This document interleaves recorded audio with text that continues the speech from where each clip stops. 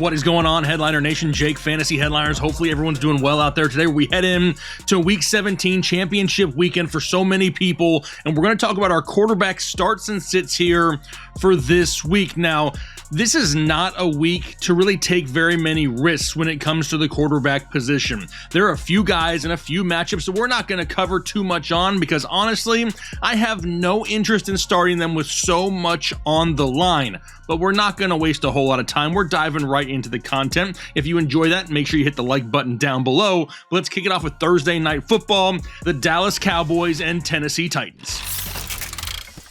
And right off the bat, we got a matchup with a little bit of drama in it, right? And we'll get to that here in just a second, but we'll start it off with Dak Prescott and the Dallas Cowboys, who's currently, yes, a top 12 overall quarterback when you're looking at per game basis scoring, has had at least 3 passing touchdowns now in 3 of his last 4 games played, and the dude just continues to throw interceptions, which for some reason is getting very irritating, but it's okay as long as we're continuing to get these touchdowns. If the touchdowns slow down, those interceptions are going to be a lot more painful for fantasy owners. He's thrown 8 interceptions now over his last 5 games played. That is not ideal from the quarterback position, but they're really not having to air it out a ton. There's so much success on the ground game with Tony Pollard and Ezekiel Elliott. They're really not having to throw the ball very much. He's only had to throw over 35 pass attempts in a game one time since week 10. Now they're going up against Tennessee, who allows the 3rd most points to opposing quarterbacks at 20.8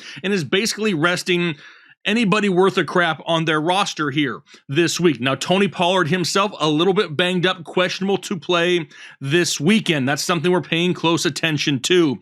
This is still a Thursday night game. They have a tendency to be a little bit of a letdown. But with the way that Dak Prescott has been playing, he's been playing too well to sit. He's going to remain a start. For his opponent, Malik Willis, no, we're really not contemplating starting Malik Willis in your fantasy football championships. But I want to rant for a second. Can I rant for just a second?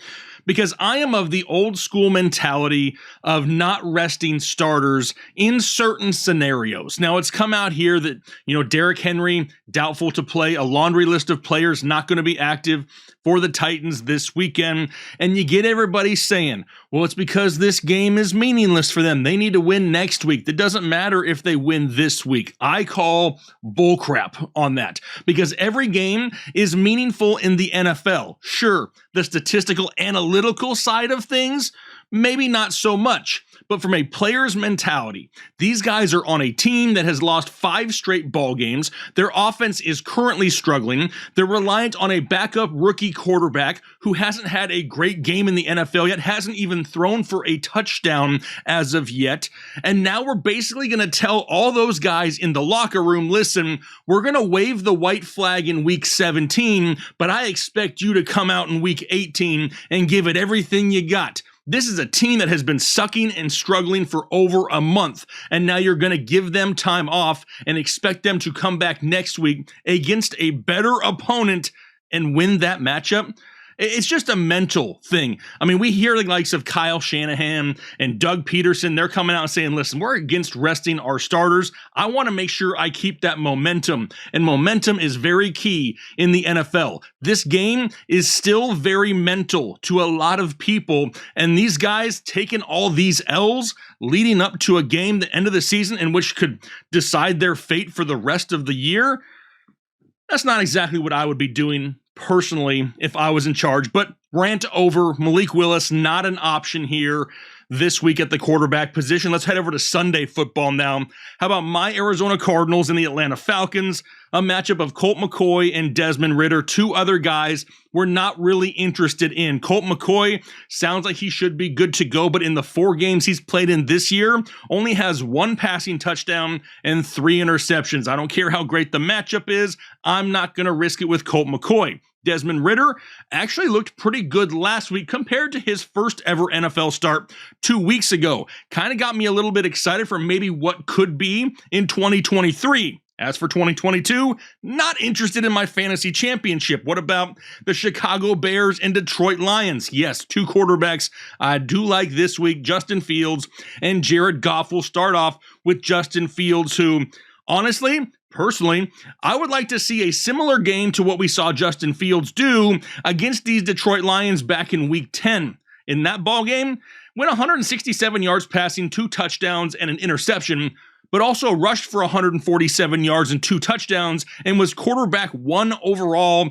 on the week in fantasy football. Yes, please. Would love to have another one of those games, but now kind of coming off what is probably his worst game of the season, maybe at least since week 4. Anyway, which was against the Buffalo Bills, so give him a little bit of slack there. This will be a much easier matchup for him because the Lions, they allow over 23.5 fantasy points per game to opposing quarterbacks, most in the NFL. This dude could definitely benefit, though, from a little bit more health on his offensive line and in his wide receiver core. We got offensive lineman Cody Whitehair and Tevin Jenkins, both questionable, and so are Chase Claypool and Equanimeous St. Brown. Would love to have some of those guys in this lineup this weekend, but when it comes to X Factor, Justin Fields is a walking X Factor, and all it takes is one big rushing play to give you a great fantasy day. So we're going to start Justin Fields. And we're also going to fire up Jared Goff as well. But in his case, I would like him to score more points than he did against the Bears the last time they played. In that matchup, only had 236 yards passing, 1 touchdown, no interceptions. But now this is Jared Goff at home, and he's had double-digit touchdowns in every game except for 1 in home games this year. The guy plays great in Detroit. Not to mention, do you realize that this guy hasn't thrown an interception since week 9? 26 touchdowns to only 7 interceptions and averaging 263 yards passing per game. He deserves more respect. Those are numbers that we've come to expect over the years at this point of the season from the likes of maybe like an Aaron Rodgers, just below an Aaron Rodgers, protecting the football, not throwing interceptions, racking up a decent amount of passing yards, a lot of touchdowns.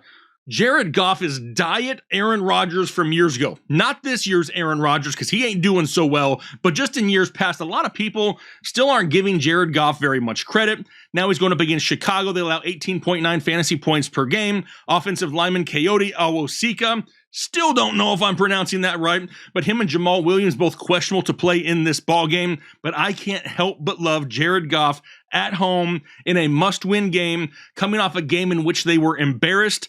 I'm going to fire up and start Jared Goff here this weekend. What about the Jacksonville Jaguars and Houston Texans? We'll start with Trevor Lawrence and Doug Peterson, who's already come out, put his on the table and said, listen, we ain't resting our starters. Every game is important in the NFL. Hell yeah.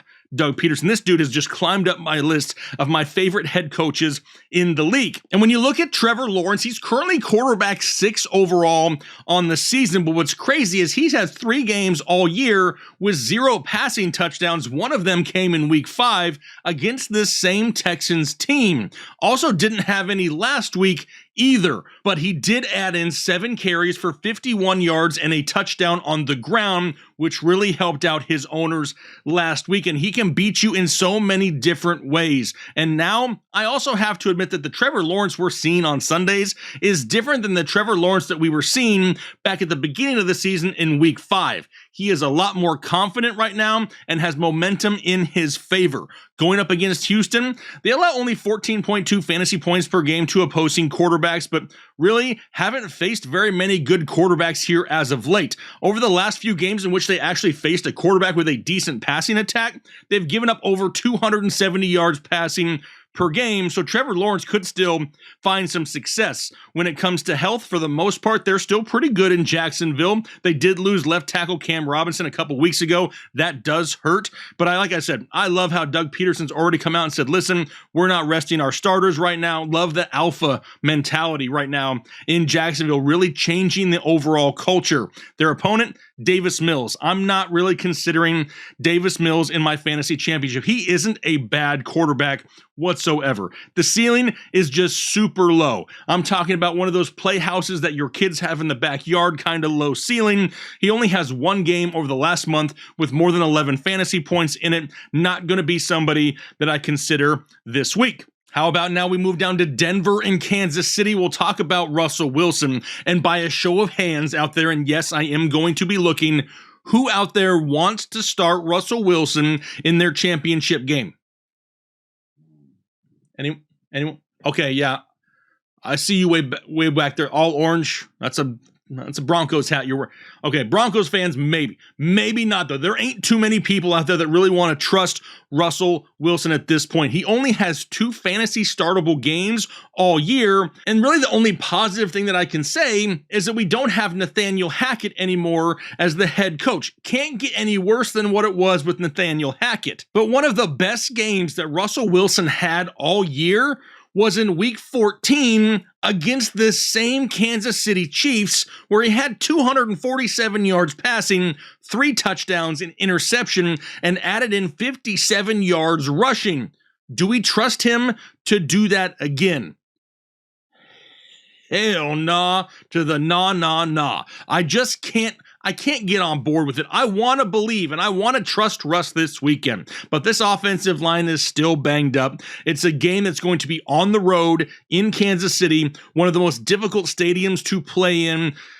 Is he a bad start? No. But unless you're in a 2-quarterback league, I'm not considering Russell Wilson in my normal 10 to 12 team redraft fantasy championship here this day. Could he have a good game though? It would not surprise me whatsoever. His opponent, we know we start Patrick Mahomes each and every week. In that game a couple weeks ago against Denver, threw for 352, 3 touchdowns, 3 interceptions in that game. Even though the interceptions were a little bit, concerning, I'll take 3 touchdowns a game from my quarterback any day of the week. He's now had at least 3 touchdowns in 3 straight as well. Mecole Hardman getting close to returning. Denver's been pretty solid, but just showed last weekend that they're not playing very motivated football right now. No other major injuries of concern. Like I said, we know that we're starting Patty Mahomes. What about the Miami Dolphins and New England Patriots? For Miami, it's not Tua, it's Teddy B. Teddy Bridgewater going to be getting the start. And in the 2 games this year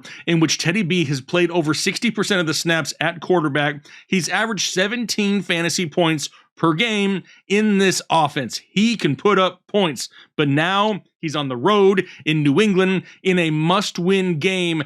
It's just going to be a little bit different than what we saw earlier in the season. Going up against New England, they allow 17.1 fantasy points per game, 14th in the league. This offensive line still banged up a little bit, and with Teddy B not having to start in a few weeks, I don't know if I want to trust my fantasy championship on a guy basically coming off the bench and just keeping my fingers crossed, not in New England. I'm sure the weather's going to be a little bit chilly there as well. Teddy B, as much as I like what he has to offer to this offense, as much as I think that he can still produce decent games to the likes of Tyreek Hill and Jalen Waddle, I don't know if I want to take that risk here this week, and I'm not going to do it with his opponent either. Mac Jones, only 2 touchdowns total over his last 3 games played. Only 2 games all year with multiple touchdowns. Not a time to start him, even though the matchup is great. Miami allows over 21 fantasy points per game, but we got Devontae Parker, Hunter Henry, Jonnu Smith, Damian Harris. They're all questionable to play, as well as several members of their secondary, so I'm not going to risk it with Mac Jones either.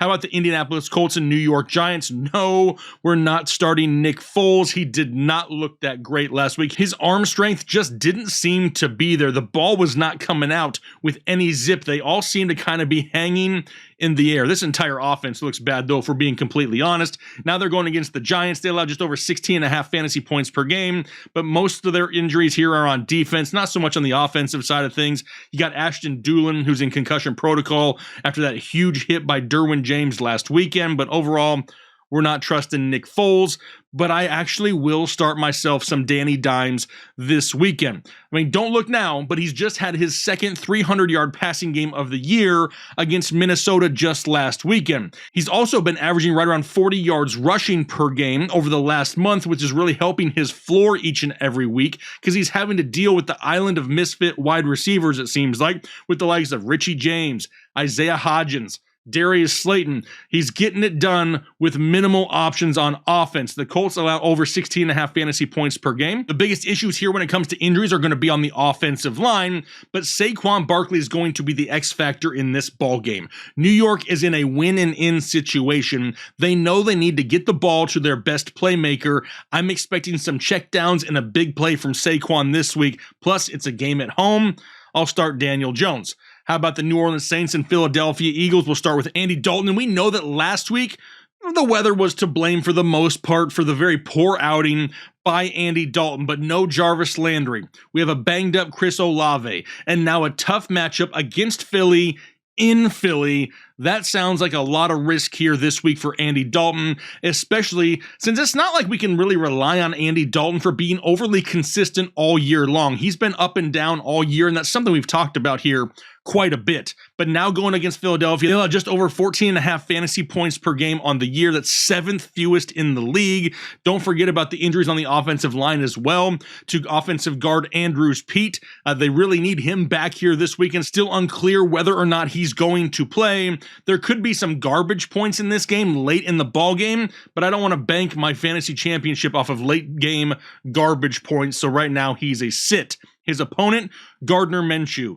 Man, this guy is so fun to watch, especially when you put him in this Philadelphia Eagles offense. Last week in his first start, 24 of 40 for 355, 2 touchdowns, 2 interceptions, and a rushing touchdown as well against the Dallas Cowboys. And we talked about how last week I had no issue starting him if you were in need of a quarterback, and that is exactly why. He is a very capable quarterback when he has weapons like, I think a lot of people in the NFL would be a very capable quarterback if they had these type of weapons each and every week. But Gardner Minshew can do a little bit of everything. Maybe a little bit more daring, a little bit more gunslinger-ish than Jalen Hurts, but still capable of a super high ceiling. Going against the Saints, they allow 16.5 fantasy points per game. Offensive tackle Lane Johnson is going to be out, which is not great, but still an overall solid offensive line. And the fact that he plays in an offense with a lot of receivers that can accelerate when it comes to yak yardage, yards after the catch,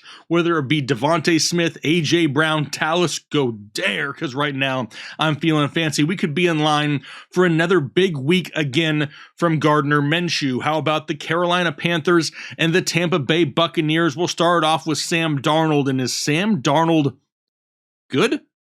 I mean, he hasn't been bad here as of late. Hasn't been great either, but he sure hasn't been bad. He's been playing better here as of late than we've seen him in quite some time. He's yet to throw an interception in 4 games, has 1 passing touchdown in each of the last 4 games played as well. Plus, he's also sprinkled in 2 rushing touchdowns.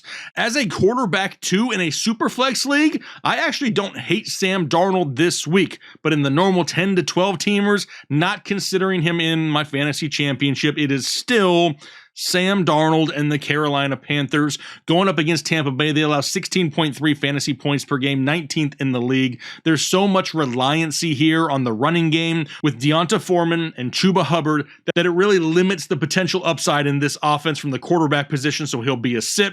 His opponent, Tom Brady, and I know how frustrating this offense has been here as of late. It's crazy how low this ceiling is in Tampa Bay these days. That and the interceptions.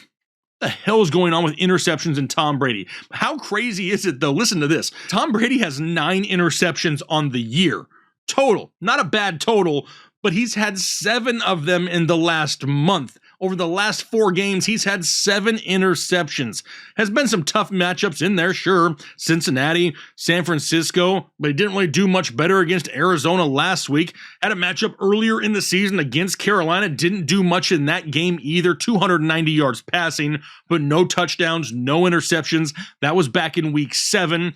But now going against Carolina, they lost 17.2 fantasy points per game, but they also just lost defensive back J.C. Horn, which should help Tom Brady in the Buccaneers offense. Their offensive line still down pretty bad, but they're getting some good news that they could get center Ryan Jansen back here pretty soon, which would be huge for that offensive line. The ceiling is obviously lower, but in a must-win game at home against the Carolina Panthers, who have a depleted secondary, I don't hate the GOAT Tom Brady this weekend for a low-end quarterback 1 type of day. The floor should be safe. The ceiling, we haven't seen the ceiling in quite a while. How about the Cleveland Browns and Washington Commandos? We got Deshaun Watson and Carson Wentz, and I don't have the warm fuzzy when it comes to either one of these guys. So for Deshaun Watson, now this experiment that we've had here end of season has basically been an epic failure for the Cleveland Browns. for the most part, given the money that was paid. Now, they've still won some ball games, but it hasn't been pretty, and their offense hasn't looked good. Because when you look at what he's done here so far in the last few games, only has 2 passing touchdowns in 4 games, and only 1 game with more than 161 yards passing, is on a team that is already eliminated from the playoffs, not much to play for in Cleveland, going up against Washington, who's been pretty solid, allowing only 16.7 fantasy points per game to opposing quarterbacks. No other new injuries here, but this offensive line still not 100%. But Washington in a must-win game at home is too much for me to risk it with Deshaun Watson, who really hasn't shown much here as of late. Then we have Carson Wentz. Like I just mentioned, a must-win home game for Washington, and we have to trust Carson Wentz in our fantasy lineups. That's kind of hard to do. I mean, I think for the most part, our brains are programmed to not trust Carson Wentz in big games. But I really expect Washington to try to win the ball game this way, not so much throwing it deep down the field. As much as I would love to see big plays to Terry McLaurin and Jahan Dotson, the best chance that Washington has in this ball game is to run the ball consistently and efficiently, which is great because Cleveland, one of the worst run defenses in football, and then play good defense. If they can do that, that's the keys to victory in this game. That's going to limit the potential upside of Carson Wentz.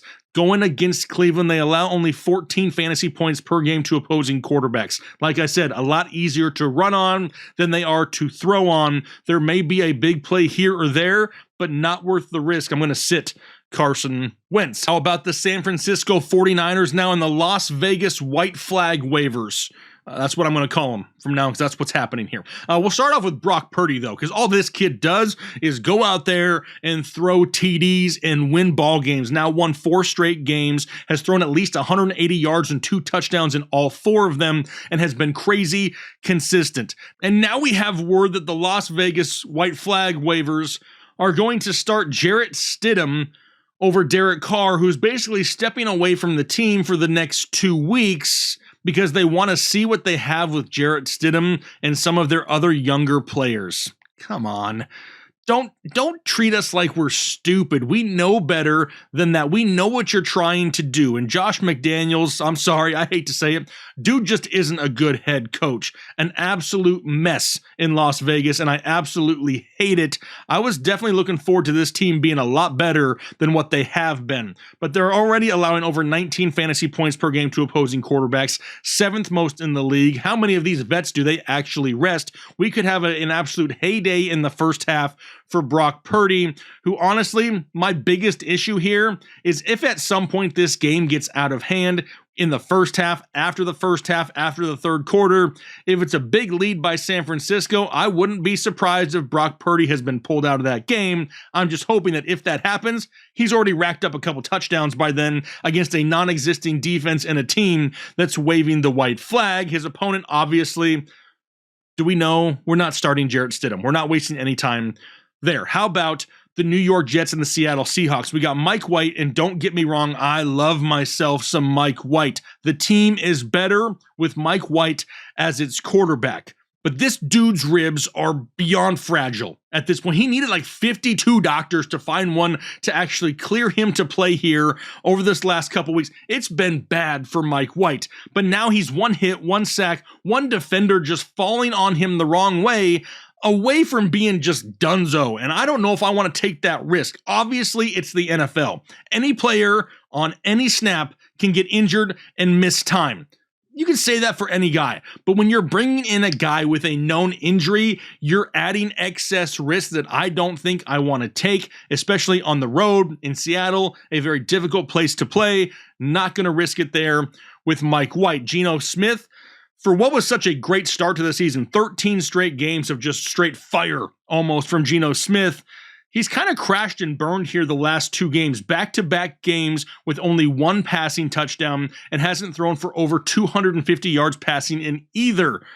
But I'm kind of here for a little bit of a Geno revenge game, right? Geno going up against his former team in the Jets, which was a while ago, sure. The biggest issue here for me is the availability of Tyler Lockett. It's been clear here as of late that without that second option in this passing offense, Geno Smith is struggling just a little bit, and opposing defenses are just focused on DK Metcalf. Now they're going against the Jets, who allow only 15.2 fantasy points per game to opposing quarterbacks. When it comes to injuries, like I mentioned, Tyler Lockett already, Will Dissly, Marquise Goodwin, all banged up. If he is ruled out for whatever reason, a lot more risk goes the way of Geno Smith. Would love to have Tyler Lockett out there. How about the Minnesota Vikings and Green Bay Packers? We'll start off with Kirk Cousins, who's quarterback 8 on the year, has had 2+ touchdowns now in 4 of his last 5 games played, and has had 299+ yards passing in 4 out of his last 5, and I'm sure the Minnesota Vikings would like to be the team to block the Packers from the playoffs like they have an opportunity to do this weekend. It's a big play offense in Minnesota led by Justin Jefferson, and everyone knows that. This is going to be outdoors in the freezing temperatures in Green Bay. It's going to limit the ceiling somewhat, but Green Bay allows 15.2 fantasy points per game to opposing quarterbacks. Center Garrett Bradbury is questionable but trending the right direction, but this is all about fantasy consistency right here, and for the most part, Kirk Cousins has been that all year long, and he's shown a super high ceiling at times. We're going to start Kirk Cousins. How about Aaron Rodgers? And with Rodgers, we continue to see a super low ceiling, but a crazy high floor each and every week. He's only thrown 1 touchdown now in 3 straight ball games, but this is all about the matchup and what's on the line for the Green Bay Packers. They are going to have a great game. They can't have a floor game this week if they want to have a chance at the playoffs. Going up against Minnesota, they allow almost 20 fantasy points per game and have been absolutely torched here as of late by opposing quarterbacks. We know that Aaron Jones is banged up and so is Christian Watson. Would love to have both them on the field this weekend, and if I had to guess, I think they both are. A must-win home game for Aaron Rodgers. I'm going to go ahead and start him up here, just knowing that the ceiling's not going to be overly high, but at least the floor is safer. How about the Battle of LA? We got the Rams and the Chargers. And Baker Mayfield, as of late, kind of balling. And I don't know if anyone out there is confident enough to start Baker Mayfield in the finals. I know I'm not. But it is fun to watch, at least on the weekends. Sure, he did good last week against Denver, but can anybody go out there and say that Denver was really giving it their all last week? And it sure didn't look like it. Now they're going against the Chargers, who allow only 16 fantasy points per game. A lot of injuries still on the offensive line. Defense pretty banged up as well.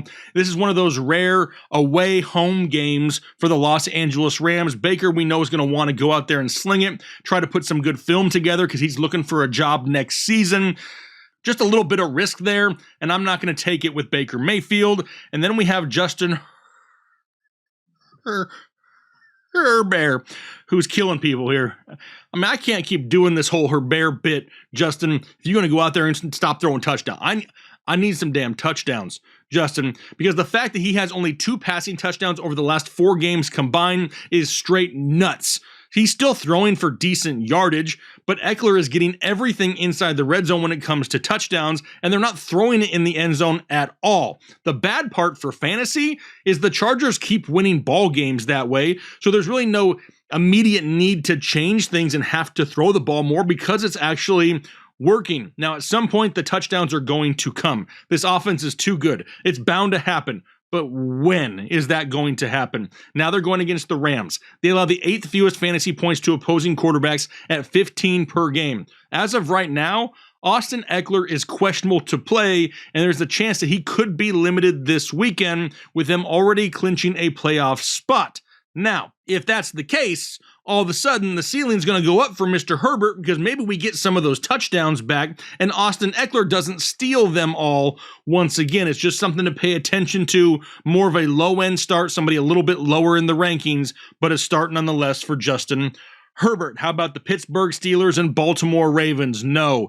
Kenny Pickett is not an option, and neither is Tyler Huntley in your championship game. Neither one of these guys have shown any type of matchup winning ceiling that we're looking for in this type of week. Not taking anything away from these two, I think Kenny Pickett could be looked at maybe a little bit closer in 2023, just not yet. And Tyler Huntley can't put together a good ball game and really rack up much in the passing game because there's not a whole lot going well for them in the passing game. Neither one of these guys going to be an option. But then we go to Monday Night Football, my Manscaped matchup of the week between the Buffalo Bills and Cincinnati Bengals, Josh Allen and Joe Burrow. And don't forget, just because Christmas is over does not mean that you still can't go to manscaped.com and find yourself something amazing for your travel kit, for the bathroom, whatever it is you need, fellas. Be sure to use promo code HEADLINERS at checkout for 20% off and free shipping. But this is one of those situations where I don't have to sell either one of these guys to you. Josh Allen, one of the best quarterbacks in fantasy football. Joe Burrow, one of the best quarterbacks in fantasy football. Both of these guys inside the top 4 at the position. Touchdowns are everywhere. Yardage is everywhere. Both guys surrounded by talent at the wide receiver position. I mean, this is just one of those situations where it's going to be fun to watch Monday Night Football. Two teams that have a lot going for them in a game that's really going to kind of have some type of playoff atmosphere. It's going to be a fun game to watch. We know we're starting Josh Allen. We know we're starting Joe Burrow every single week that we have them healthy in fantasy football.